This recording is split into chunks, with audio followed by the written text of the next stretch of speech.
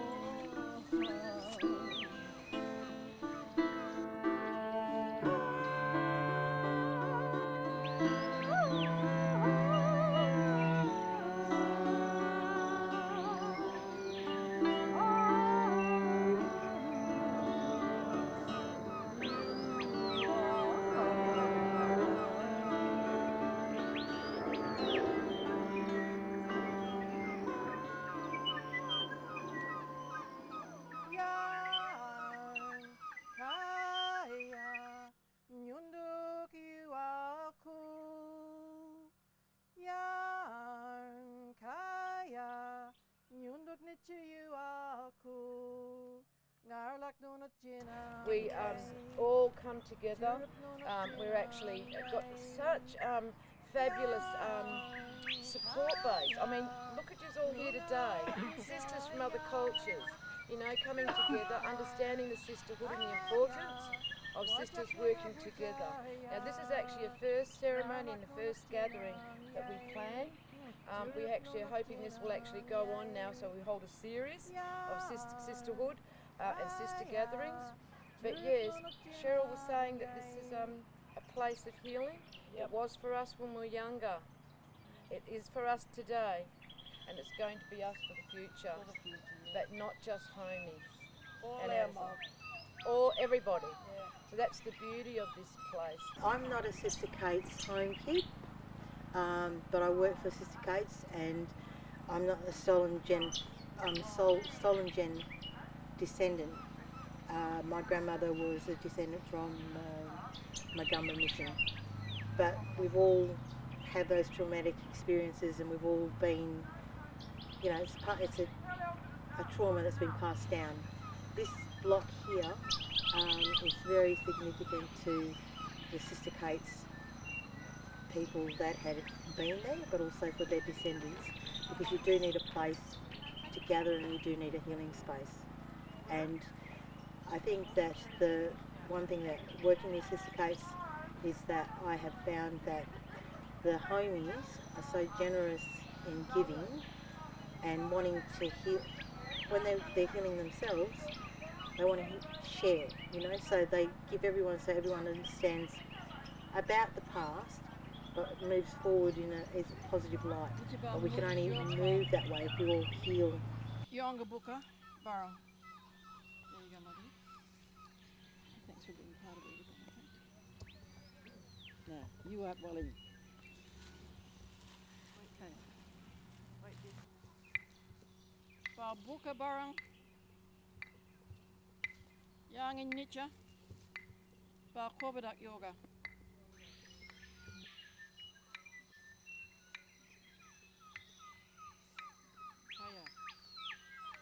Jamie Meyer, Nietzsche.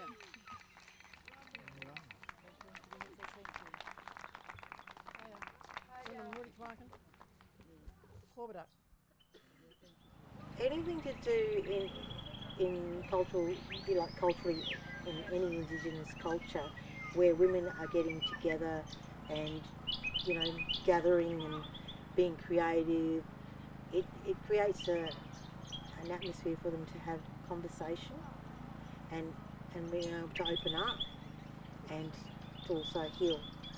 Because when you're around with other women, and that's what we had traditionally, you had women's business and you had men's business, But in all indigenous cultures right around the world, you had that group of women that gave the strength, and in those kind of strength kind of things, you had that creative essence.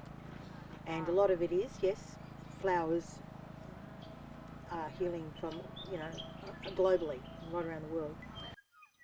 Whether we know it or not, we are all connected. That's my firm belief, and it gives me a great pleasure to be with people, and when I see a smile in anyone else's face, that makes me smile too.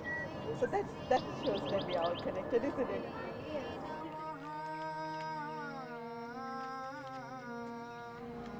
Well, if you can help heal yourself, and if you're in a better place in time in your own self, so clear mind, clear intent, clear mind, the whole process. If you're feeling good, then you're able to help your community in a better way, because your approach is going to be different. So if you start, yeah, it's just like when you chuck a rock into water and it starts to ripple out. So if you've got that nice centre of feeling good, then you're actually expanding it out, and that's how you help a community, because you can't help a community if you're not well.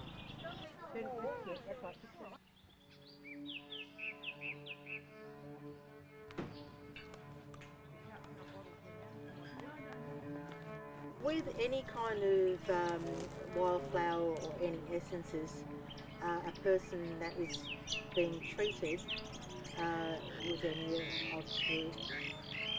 or shows any kind of symptom, the client and the person that's working with them would, do an I didn't say the word, analysis of that person and find out, just like if you went to a doctor, but you'd be looking at it in a whole. That's the difference. It's a holistic process. So it doesn't just treat the ailment, but it's mind, body, and soul. It's a holistic approach.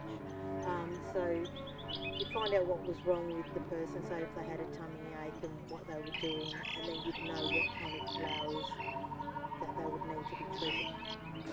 I am placing warm water into a bowl for a foot bath, and you'll see it's got some little Geraldton wax flowers in it.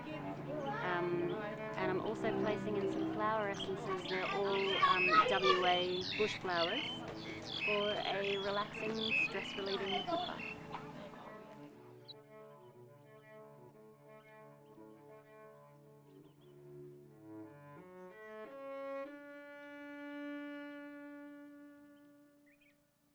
I guess the Banksia woodland that we're sitting in is an important piece of bushland in the Swan Coastal Plain, which includes the area of the Perth metropolitan region. Banksia woodlands are endangered.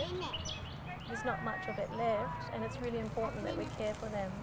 So teaching the kids about the bushland gives them an understanding of why it's important and teaches them to protect it into the future.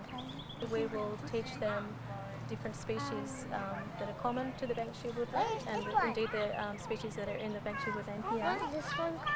And then we'll teach them the names for those, the scientific names, and Sister Kate's home kids will teach them the Noongar names for those, and they'll learn about the animals and how they rely on different plants to survive. The strength to me is sharing culture, because if you share culture, you're educating people to understand and walk in your shoes, but also to respect that we're all different, but we all come from different places, but being culturally grounded to this land and being part of here, it's important for the others to come and share and acknowledge as well. So when we all share and we bond together, then we all walk together, and then that's when everything else gets stripped away and we walk as sisters, because we're not any different, we're all the same. We all bleed, we're all the same. Hiya yoga, hiya kwapreda wirin, nicha puja murdi pujawa, nicha wirin yoga murdichwa,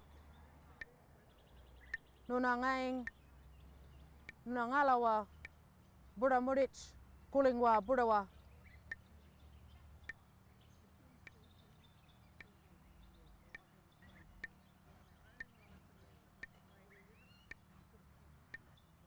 This country is strong, these women are strong, their spirit is strong, and may whatever journey we all take, we do it together as we walk forward to the future together.